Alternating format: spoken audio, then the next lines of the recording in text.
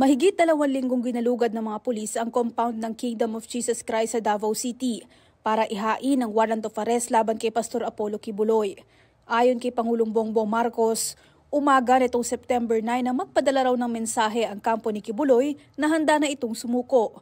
Pero giit ni PBBM sa pagkakaunawa niya ay hindi naman voluntaryong sumuko ang pastor. Pero ganitong iniisip mo, hindi siya lilitaw kung hindi namin ipaperso ng gusto. Ang nangyari, napilitan siyang lumabas dahil malapit na ang pulis sa kanya. Kinumpirma ng Pangulo na hiniling ni Kibuloy na magkaroon ng presensya ng Armed Forces of the Philippines. Wala na raw kasi itong tiwala sa mga pulis. Pero nanindigan ng Pangulo na police operation ang nangyari, kaya kinilala rin niya ang puspusang trabaho ng PNP. Nakita niya raw ang dedikasyon ng mga ito na tumalima sa direktiba niya na huwag aalis sa compound hanggat hindi nadadakip ang pastor.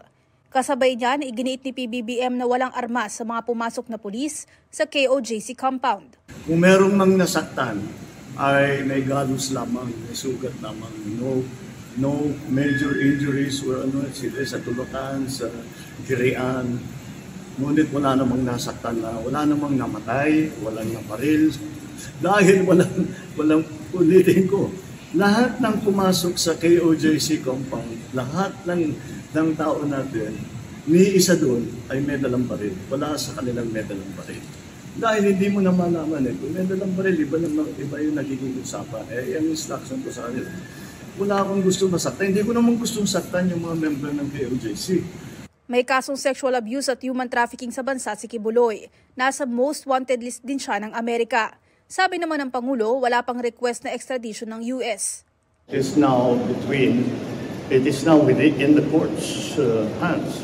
Wala na sa executive ito. Kami sa executive, ang ginawa lang namin, in-implement lang namin, in-enforce lang namin ang order ng court. Ngayong hawak na ng mga otoridad si Pastor Apollo Kibuloy, tiniyak ni Pangulong Marcos na walang magiging special treatment sa pastor. Itatrato daw siya gaya ng ibang naarestong individual at bibigyan ng due process. Mobile Journal Julie Baiza po, hatid ang mukha ng balita.